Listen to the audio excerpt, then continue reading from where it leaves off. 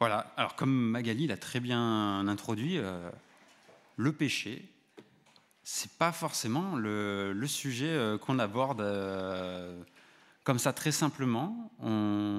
Peut-être on le voit souvent chez les autres, pas trop chez soi. Peut-être qu'on imagine mal, on ne se sent pas concerné par beaucoup de choses. Et pourtant, c'est vraiment un sujet de toute importance qui détermine notre destinée future. Et un peu de la même façon que le sermon de Jonathan Edwards, que Magali a lu, on va lire un texte qui a été écrit par Paul, qui décrit typiquement qu'est-ce qu'un non-croyant vis-à-vis du péché, mais ce qu'il dit du péché est aussi hyper important pour nous qui croyons, et c'est ce qu'on va voir. Donc je vous invite à prendre la lettre de Paul aux Romains. On va lire le chapitre 1, on lira à partir du verset 18 jusqu'à la fin du chapitre. Et on va voir que, comme on l'a lu avec Magali dans le sermon de Jonathan Edwards, la situation est vraiment déprimante. Et si vous ne sortez pas profondément déprimé du groupe de jeunes ce soir, peut-être qu'on aura échoué.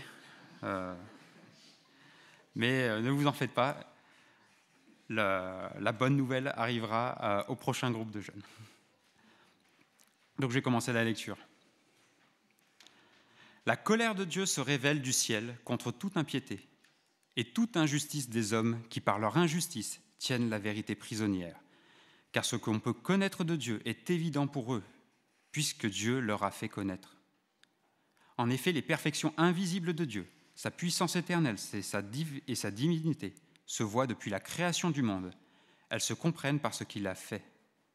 Ils sont donc inexcusables, puisque tout en connaissant Dieu, ils ne lui ont pas donné la gloire qu'il méritait en tant que Dieu, et ils ne lui ont pas montré de reconnaissance. Au contraire, ils se sont égarés dans leur raisonnement, et leur cœur sans intelligence a été plongé dans les ténèbres. Ils se vantent d'être sages, mais ils sont devenus fous, et ils ont remplacé la gloire du Dieu incorruptible par des images qui représentent l'homme corruptible, par des oiseaux, des quadrupèdes et des reptiles. C'est pourquoi Dieu les a livrés à l'impureté par les désirs de leur cœur, de sorte qu'ils déshonorent eux-mêmes leur propre corps. Eux qui ont remplacé la vérité de Dieu par le mensonge et qui ont adoré et servi la créature au lieu du Créateur, qui est béni éternellement. Amen. C'est pour cette raison que Dieu les a livrés à des passions déshonorantes. Leurs femmes ont remplacé les rapports sexuels naturels par des relations contre nature. De même, les hommes ont abandonné les rapports naturels avec la femme et se sont enflammés de leurs désirs les uns pour les autres. Ils ont commis homme avec homme des actes scandaleux et ont reçu en eux-mêmes le salaire que méritait leur égarement. Comme ils n'ont pas jugé bon de connaître Dieu, Dieu les a livrés à leur intelligence déréglée, de sorte qu'ils commettent des actes indignes. Ils sont remplis de toutes sortes d'injustices, d'immoralité sexuelle, de méchanceté, de soif de posséder et de mal. Leur être est plein d'envie, de meurtre, de querelles, de ruses, de fraude, de perversité.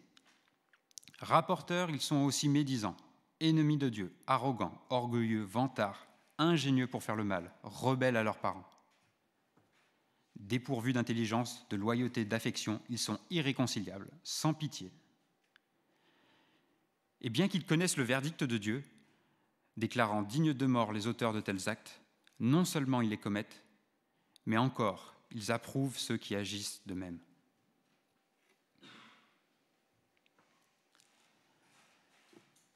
Comme annoncé, un texte haut en couleur. On va voir très simplement deux choses: que l'homme est inexcusable et qu'il est prisonnier. D'abord, l'homme est inexcusable. Il est coupable et inexcusable. Et peut-être une des premières réactions qu'on va avoir, c'est qui l'homme, enfin, moi, tous les hommes, tous pareils, vraiment. Si on s'intéresse à qui s'adresse cette lettre en premier, Paul écrit cette lettre à l'église qui se réunit à Rome, et qui est une église qui n'a pas été fondée par lui-même, qui existe déjà depuis un moment, vers laquelle il projette un voyage pour s'y rendre. Et comme beaucoup des églises auxquelles Paul écrit, cette église est assez divisée entre deux communautés, les juifs qui se sont convertis et les non-juifs qui ont rejoint l'église. Et comme beaucoup d'églises auxquelles Paul a écrit des lettres, il y a des tensions entre ces deux communautés. Et Paul a un grand projet pour l'église de Rome. Il souhaite qu'elle soit unie, car il espère qu'elle pourra devenir une base évangélique pour ensuite évangéliser le reste du monde au-delà de Rome, c'est-à-dire essentiellement l'Espagne et encore plus loin. Et c'est vraiment cet objectif-là d'évangélisation et d'unité de l'Église à Rome que Paul écrit à ces Romains pour leur présenter tout un tas de bases sur leur foi. Et donc, ce qui va nous intéresser, nous, au chapitre 1, Paul leur donne les bases pour comprendre qu'est-ce que c'est le péché. Et donc, il décrit le péché essentiellement vu par le péché des hommes non-croyants. Rome était déjà à cette époque un point géographiquement très avancé dans la propagation de l'évangile. C'est déjà une extrémité depuis la propagation depuis Jérusalem. Et les Romains côtoyaient, les membres de l'Église à Rome côtoyaient tout un tas de Romains qui ignoraient tout du Dieu de la Bible, parce qu'ils n'étaient pas juifs, ils connaissaient sans doute très peu de juifs, parce que même si les populations juives s'étaient dispersées dans le monde, il n'y en avait pas énormément. Et c'est aussi, du coup, dans cet esprit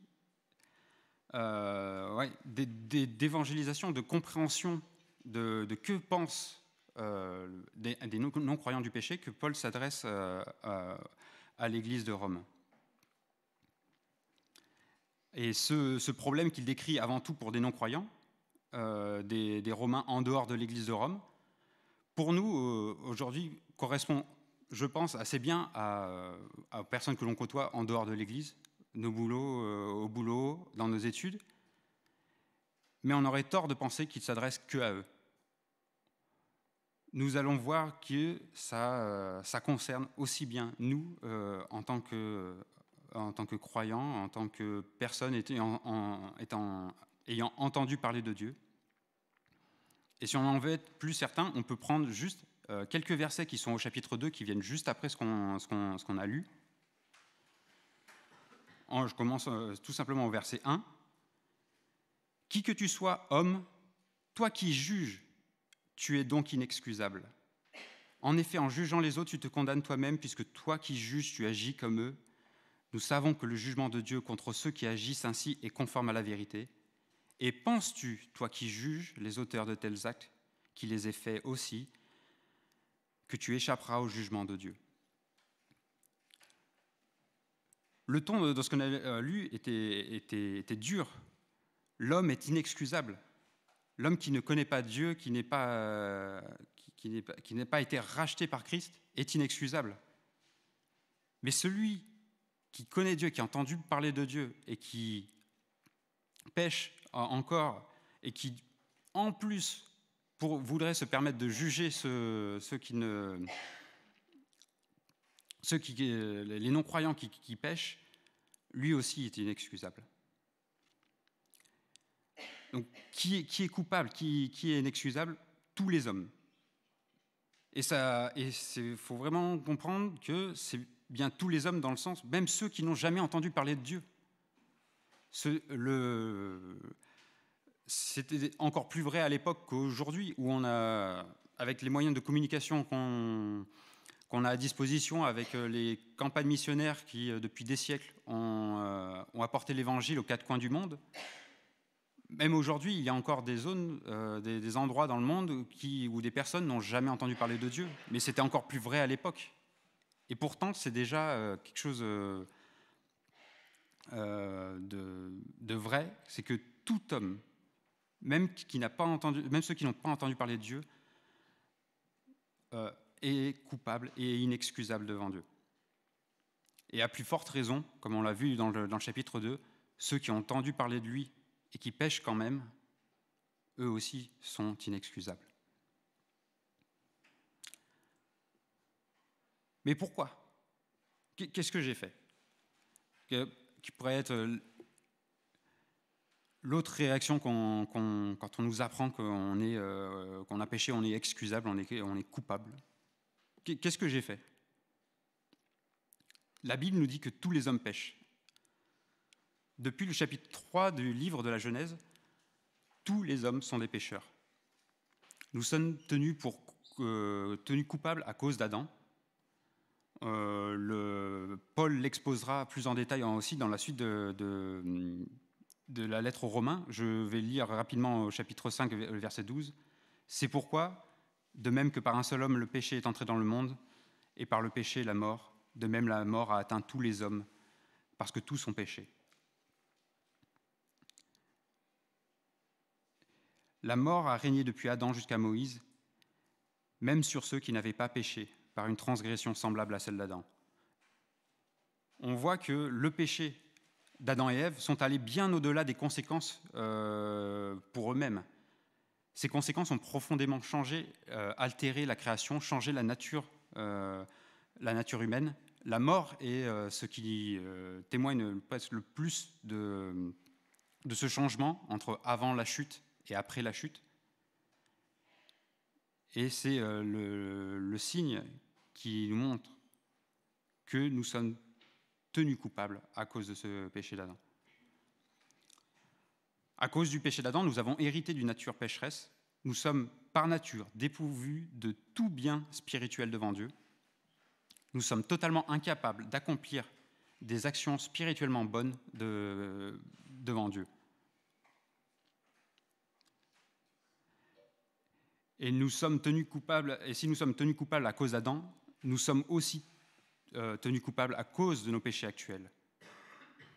On peut regarder la liste dans ce qu'on a lu dans Romains. Les hommes, par leur injustice, tiennent la vérité prisonnière. Ils n'ont pas donné à Dieu la gloire qu'il méritait en tant que Dieu, et ils ne lui ont pas montré de reconnaissance. Ils ont remplacé la gloire de Dieu, du Dieu incorruptible par des images qui représentent l'homme corruptible, des oiseaux, des quadrupèdes, des reptiles. Ils ont remplacé la vérité de Dieu par le mensonge. Ils ont adoré et servi la créature au lieu du Créateur. Ils ont remplacé les rapports sexuels naturels par des relations contre nature. Et ils commettent des actes indignes. Ils sont remplis de toutes sortes d'injustices, d'immoralité sexuelle, de méchanceté, de soif de posséder, et jusqu'à la fin du chapitre. Alors peut-être vous dites que vous ne cochez pas toutes ces cases, et donc dans cette liste que Paul fait, si on fait le bilan, ça ne devrait pas être si pire que ça. C'est vrai que cette liste contient toutes sortes de péchés, et notamment des péchés avec des conséquences très graves. Et pourtant, même dans cette liste, je suis sûr qu'il y en a qui vous concernent. Et moi, il y en a qui me concernent. L'impiété, le fait de vivre sans chercher la volonté de Dieu, sans chercher sa gloire et lui manquer de reconnaissance. L'orgueil.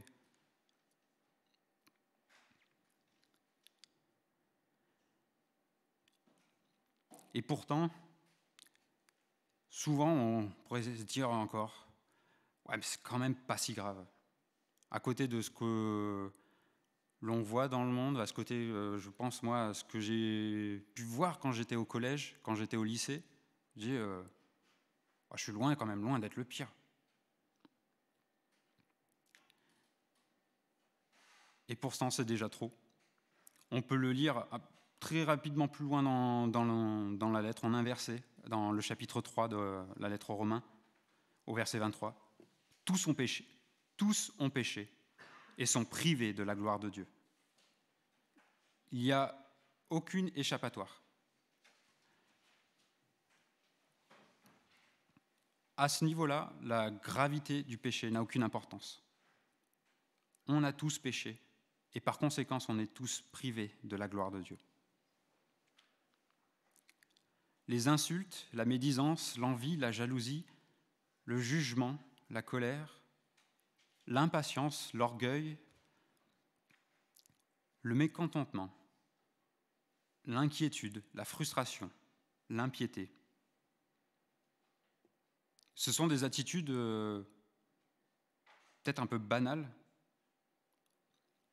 que l'on tolère très souvent, mais qui n'en restent pas moins des péchés. Et si vous êtes chrétien, si vous n'avez pas placé votre confiance en Christ, alors vous êtes appelé à mener une vie sainte. Et s'il y a des degrés de gravité dans le péché, il ne faut pas moins être lucide sur notre péché, et il ne faut pas l'ignorer ni le minimiser sous quelque forme qu'il prend.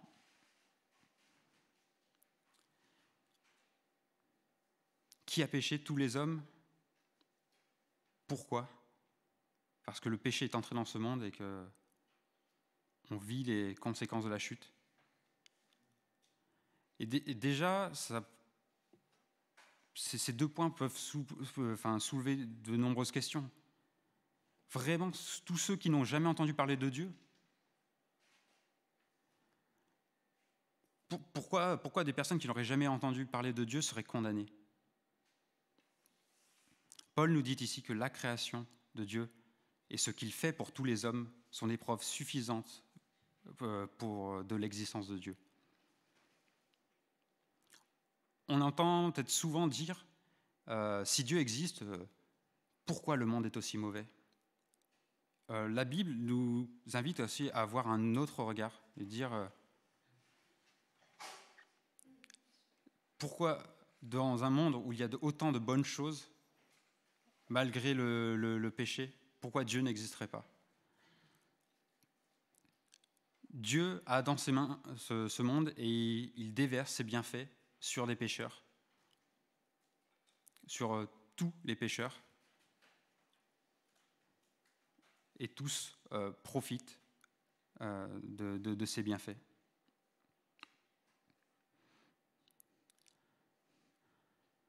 L'homme est coupable et inexcusable devant Dieu. Et pour ajouter à la tragédie, l'homme est prisonnier. Il est incapable de ne pas pécher. L'homme est libre, il fait ce qu'il veut, mais ce qu'il veut le condamne et le conduit à la mort, en enfer.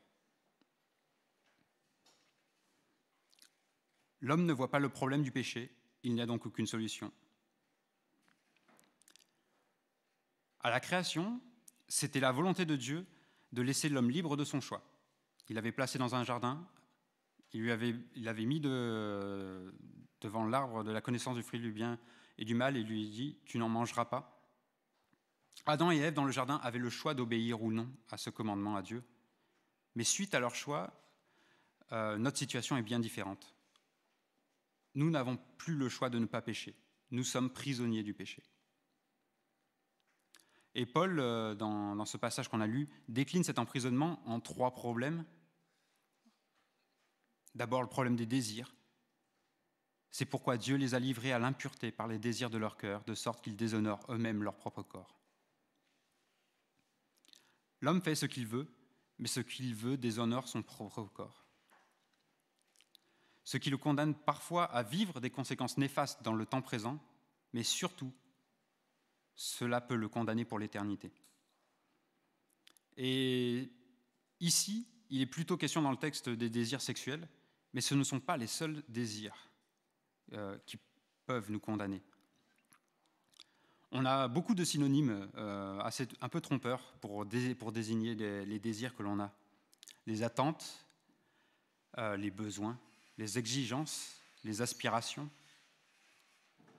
de la reconnaissance, de la réussite, de l'amour, de l'argent. On en a plein. Tous ne sont pas mauvais en soi. Mais qu'est-ce qui les rend mauvais alors? c'est le fait de placer notre volonté au-dessus de celle de Dieu. C'est aussi le fait que ces désirs soient démesurés et qu'ils engendrent de la convoitise. Il n'y a pas 36 solutions, les désirs pour être saints doivent être subordonnés à notre désir de plaire à Dieu, qui lui s'occupe ensuite de distribuer les dons. Comment savoir si un désir est excessif, s'il place notre volonté au-dessus de celle de Dieu? Pas besoin de se torturer l'esprit très, très longtemps, car les mauvais désirs produisent de mauvais fruits qui sont visibles, audibles, ressentis par nous-mêmes, mais aussi par les autres. Et une vie de chrétien racheté par Christ ne sera pas sans mauvais désirs, mais devant les fruits de ces désirs, il faudra les reconnaître et se tourner avec une foi repentante vers Christ qui nous libère. On peut changer. Heureusement, on peut changer. Et ce changement n'est pas l'abandon de tout désir. Et Dieu n'a pas promis de nous donner tout ce qu'on désire. Mais Dieu a promis de changer nos désirs. Et il nous a donné son Saint-Esprit qui travaille en nous pour ce changement. Dieu change ce que l'on veut et durant notre vie chrétienne, nous apprenons à demander dans nos prières, nous apprenons à demander à Dieu ce que Dieu veut. Passons au second problème, celui des passions. C'est pour cette raison que Dieu les a livrés à des passions déshonorantes. Ça va refaire un peu le même schéma que pour les désirs. L'homme est conduit par ses passions, et ce qui le passionne le déshonore. Suivre ses passions, faire confiance à ses sentiments, ses émotions, est dangereux pour quelqu'un qui est corrompu par le péché. Dieu, par la voix de ses prophètes dans l'Ancien Testament, à plusieurs reprises s'est montré passionné pour défendre son nom, pour défendre son peuple, pour appeler son peuple à la repentance, pour l'exhorter à changer d'attitude. Mais qu'est-ce qui passionne l'homme? Les passions, les sentiments, les émotions que ressent un chrétien sont à analyser à la lumière de la parole.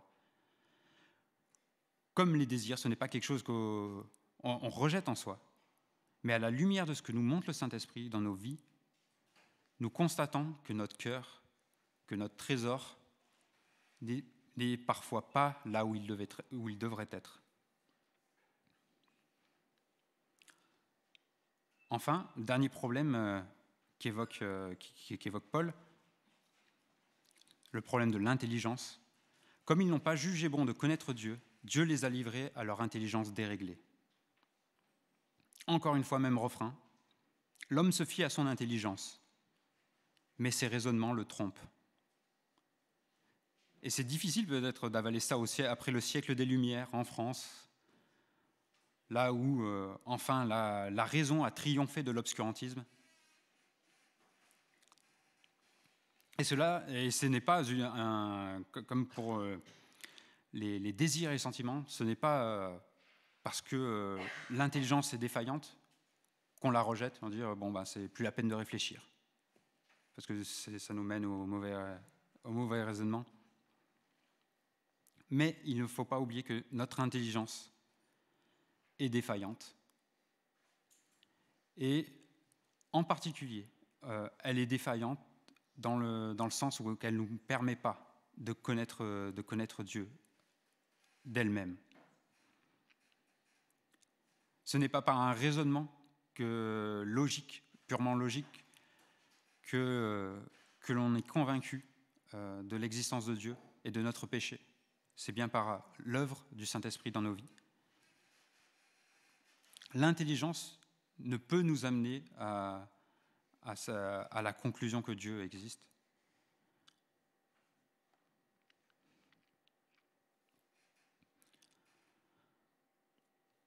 On a des désirs défaillants, des passions défaillantes, une intelligence défaillante. On était coupable, on est coupable, inexcusable, prisonnier de notre péché. Est-ce que ce n'est pas déprimant? Et pourtant, ce qui devait nous encourager était quelques lignes au-dessus de ce qu'on a lu dans le passage. Et je vous invite à reprendre avec moi au-dessus, à partir du verset 14. Paul qui dit aux Romains, « Je me dois à tous, civilisés ou non, sages ou ignorants. Ainsi j'ai un vif désir de vous annoncer aussi l'Évangile à vous qui êtes à Rome.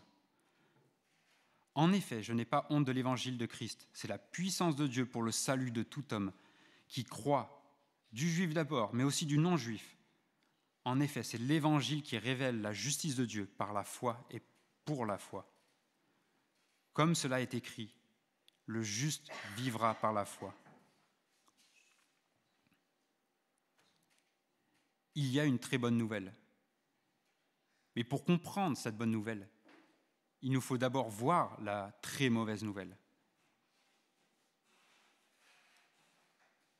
Et la gravité de la situation n'a pas empêché Paul dans ce voyage missionnaire. Et il ne l'empêche pas de se projeter encore plus loin lorsqu'il écrit cette lettre aux Romains, parce qu'il prévoit déjà d'aller évangéliser en Espagne s'il le pourra. Il ne le pourra pas, mais c'était son plan à ce moment-là. Il y a une bonne nouvelle à annoncer, à comprendre, à accepter. Mais d'abord, il faut voir, réaliser à quel point on est foutu, personnellement.